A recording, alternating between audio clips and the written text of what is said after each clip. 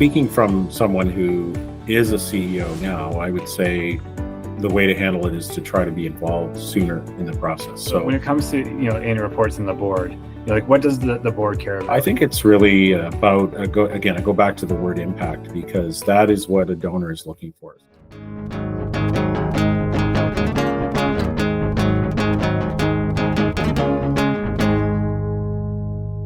I'm here with Jeff Beach from Asthma Canada, the CEO, and we're here to talk about digital annual reports. So I have this video series, and I'm calling it "How to Avoid the Annual Crisis." And of course, the annual crisis is the process of creating the annual reports every year, and all the fun and challenges that we have. So thanks for joining me, Jeff. Just want to know 1 to 2 minutes about who Jeff is and what's the story of Jeff. Sure. So Patrick, as you know, because you and I worked together at VON many years ago, but I've spent my entire career in the nonprofit sector, mostly in health-related causes, health charities and health service providers. So I'm currently the CEO of Asthma Canada. I've been with the organization for about a year, almost a year and a half now.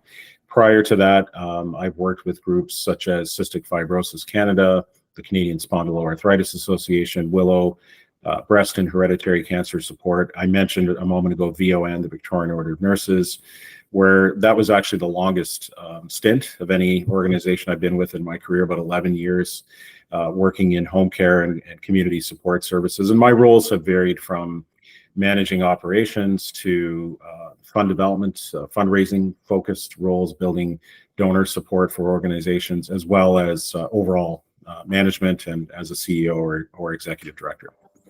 Nice. So you've been really kind of throughout the whole gambit, which is pretty awesome. So when it comes to annual reports, the one thing that everyone I talk to wants to know is how does it influence the donation side of things, right? Everyone wants, obviously they're creating the annual report for the stakeholders, but everyone really what they really want is how do I increase donations? So from your perspective, from your experience, have you been able to leverage annual reports in terms of the prospecting and soliciting of donations, and kind of what is that kind of magic formula that takes someone on the journey from prospect to donor to keeping them engaged throughout the years?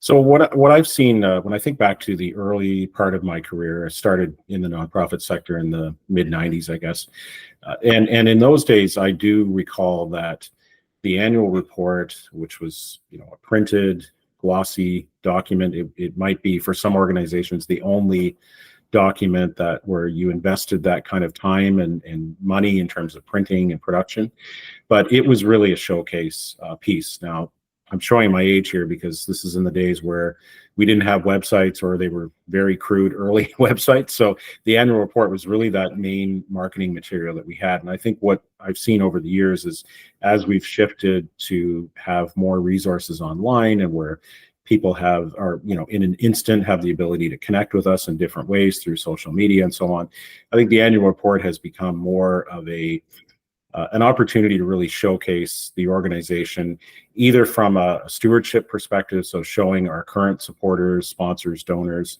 what we're doing, how we're having an impact in terms of the communities that we serve.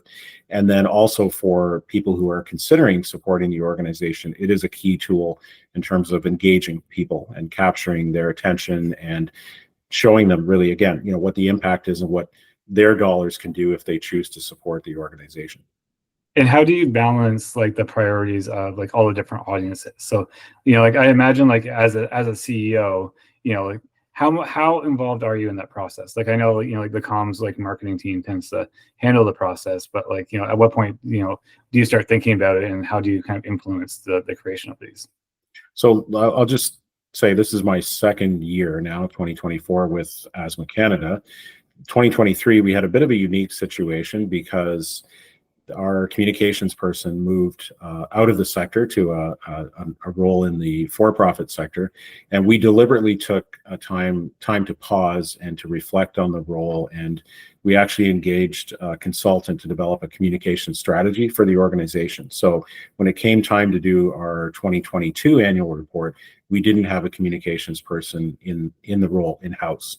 And that would normally be the position that would lead the development of the annual report. So working in a small organization like ours, working very closely with our director of programs and services, myself, the fund development director, and but that coordinator piece would be the responsibility of the communications staff person, and we didn't have someone. So I was more hands-on, I would say, last year, and certainly our director of programs and services, who's been with the organization for over a decade, has been through development of annual reports and other documents throughout her time. She really played a lead role in terms of pulling it together. And what we did so she and I were really responsible for the content management piece. And then we hired someone to pull it together, to develop it in terms of a graphic design and formatting and putting it into a similar format than what we had in the previous years, but fresh enough so that it was obvious that it was a different annual report and not the same one from the year before. But I would say traditionally the CEO role is more on the content development side, and depending on the size of the organization, it could be more on the approval side of things. But in the organizations I've been with, which have been small to medium-sized organizations, the CEO would play more of a hands-on role in terms of content generation itself. In terms of the process, like what do you find is like the biggest challenge?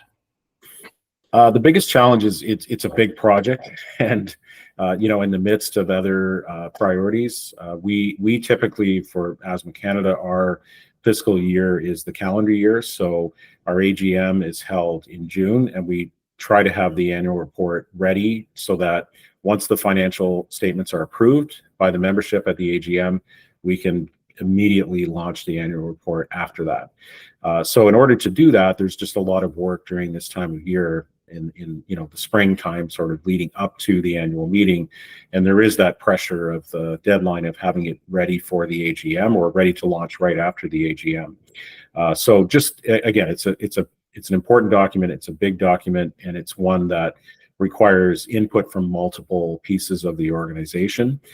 Obviously, the financial piece is tied into this as well. So we're just currently ready to share draft financial statements in the next couple of weeks with our audit and finance committee, and then those will go to the board and ultimately approved by the AGM. But all this kind of feeds together. So when I think about an annual report, it's not just the annual report, it's all those pieces around the AGM, having the audit completed, because the annual report would not be done without those other pieces happening. Right. It sounds like it might be hard to sleep sometimes because there's so much going on.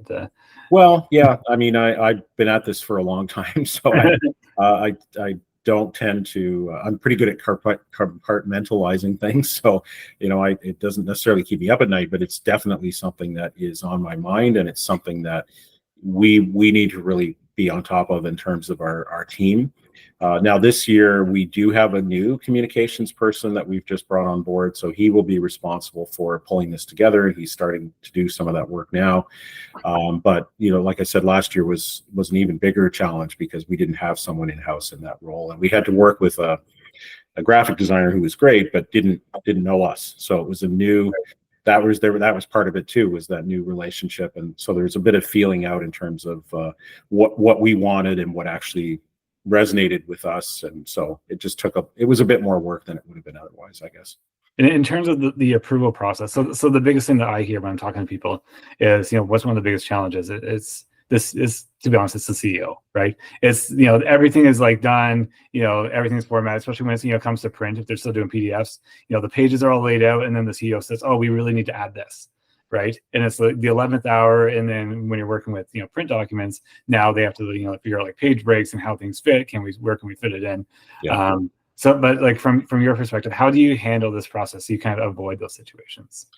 Well, speaking from someone who is a CEO now, I would say the way to handle it is to try to be involved sooner in the process. So, the thought of, in my role at least, being able to just be that final approval, not having seen anything, that's not going to work, because that's where you run into situations where the CEO is going to say, well, let's move this around, let's not include this, and really need to have something else there, that kind of input, which should be earlier on in the process as opposed to that final approval.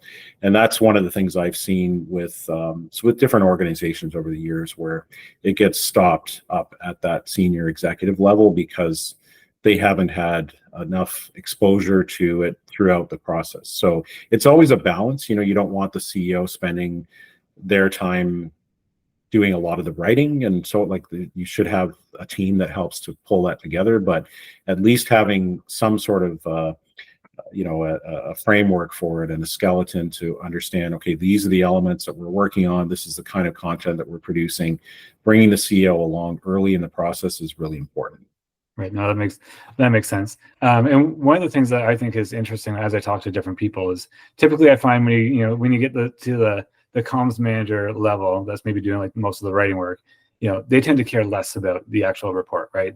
It's more just something that they have to do. And then you're kind of like when you're at like, the director of comms marketing, they're a little bit more engaged, a little bit more excited about, the impact that it can have, how it can be used differently.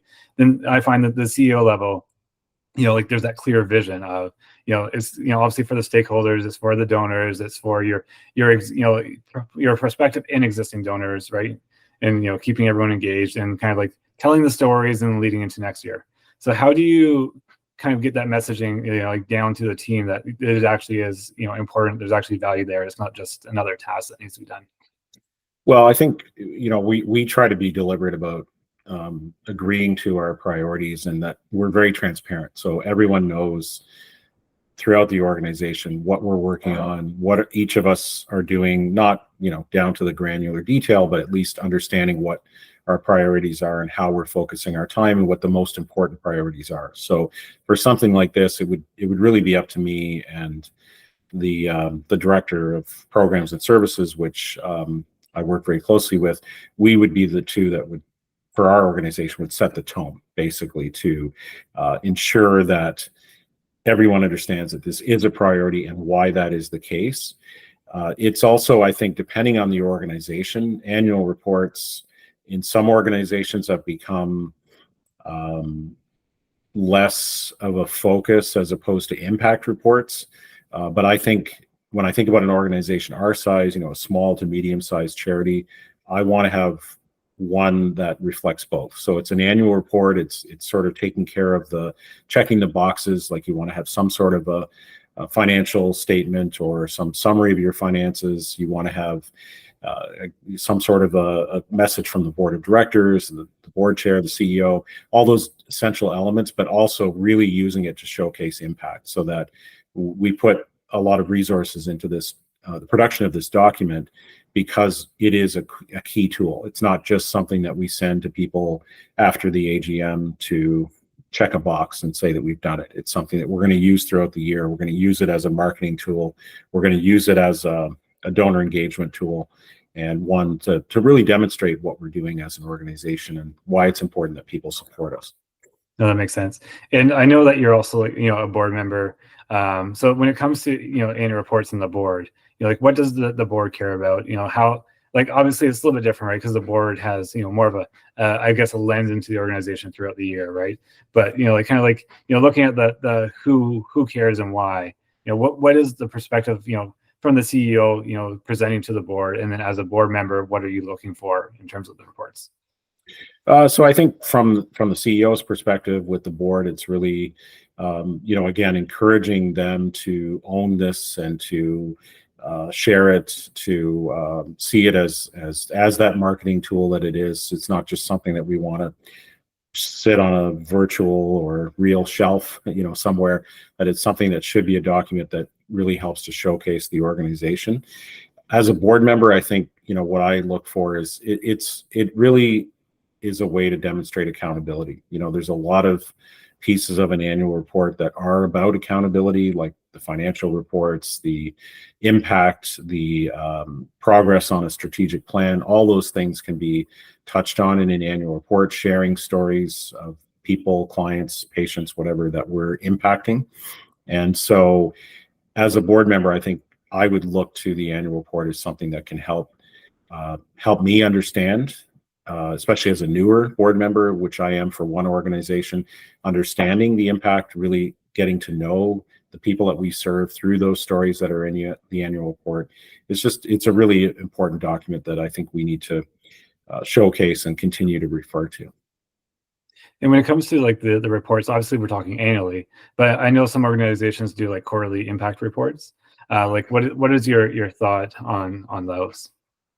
I think they're great if you have the resources to be able to do them. We don't, as a relatively small organization. I've been with some organizations that do a lot of those kind of regular quarterly reports or formally published impact documents, like that kind of thing.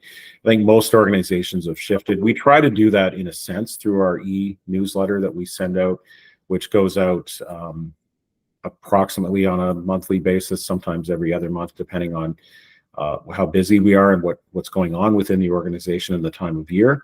But it's just not, I don't think it's realistic to think that we'd be able to put together that sort of an impact report on a regular basis throughout the year. So that's why, again, the annual report is a really key document for us in terms of demonstrating that impact. That makes sense. And when it comes to like the donor perspective, how much does a donor care? I'm assuming that they want to see like, where's my money going? But like what engages the donor? And then when it comes to prospective donors, like what kind of draws them in? Like what's that process of trying to, take someone that's in the funnel, you send them the report, you do your touch base. How do you convert them into, like supporting the organization? I think it's really about, I go back to the word impact, because that is what a donor is looking for. So if you can, through the annual report, if you can tell the story of the organization, and included in that are stories about real people that are being affected. So, in our case, we're Asthma Canada. We're helping people live better lives with asthma. We're investing in research to help drive a better understanding, better treatments for asthma, and ultimately a cure. We're advocating for things that are important, like access to medication.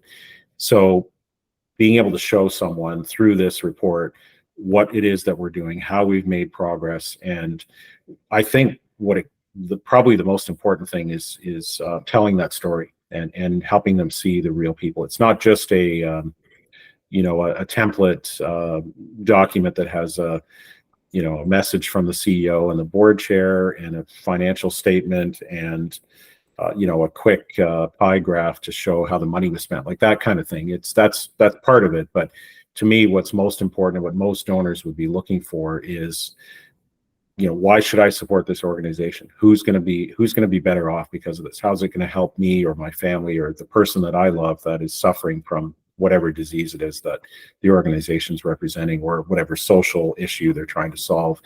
It's, really, it all comes back to impact for me.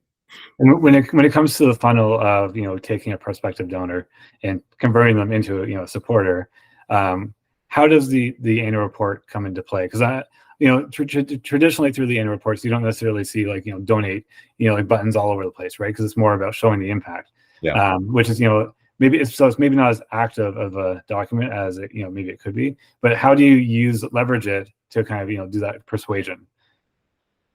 Well, there's a couple of different ways, I would say. One is when you're dealing with existing or previous donors, it's a way to hopefully re-engage them and inspire them to continue giving or to give more to the organization. It could be also part of the formal ask.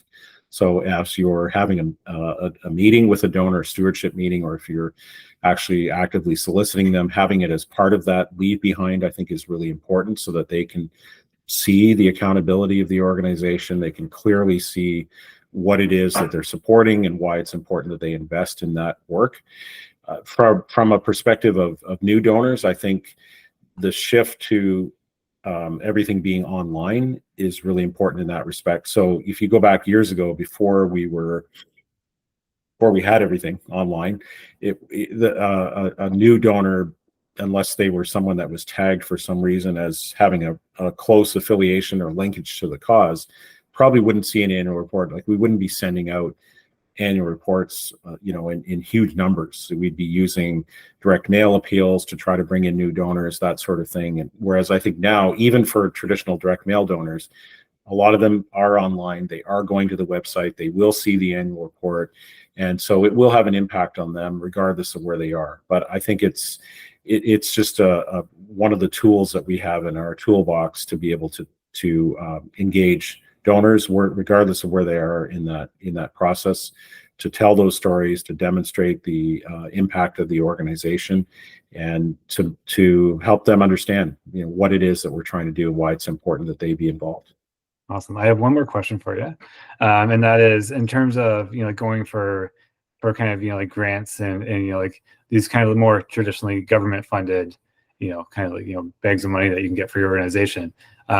What do they care about when it comes to the report? Are they strictly looking at the financials? Like, do they care about the impact as much, or does it really just depend on what the grant is? I think it does depend, but I would say if they're just caring about financials, they would just ask us for a copy of our audited financial statements, which most formal funders like a foundation, so on, a lot of them do want to have at least a summary of the annual financial statements, if not the full statements, so that they can get a whole picture of the organization, what our financial history might look like, if we have reserve funds, what our asset position is, that sort of thing. The average donor is not going to go into that sort of detail, but those type of granting organizations will. And certainly when it comes to if it's something like government funding, they're going to require a much more detailed level of reporting than what you would see in an annual report. So an annual report might be used really as sort of a marketing tool with funders that are more formal, but I don't think it's something that, like I said, if they're really just looking to get a financial picture of the organization, and if that's one of the requirements in order to review an application, then they're not going to pay too much attention to the rest of it.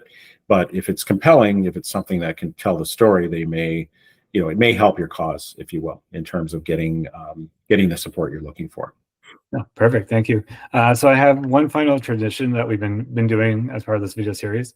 So what I've been doing is I've been queuing up ChatGPT with a few prompts and to generate a question for you.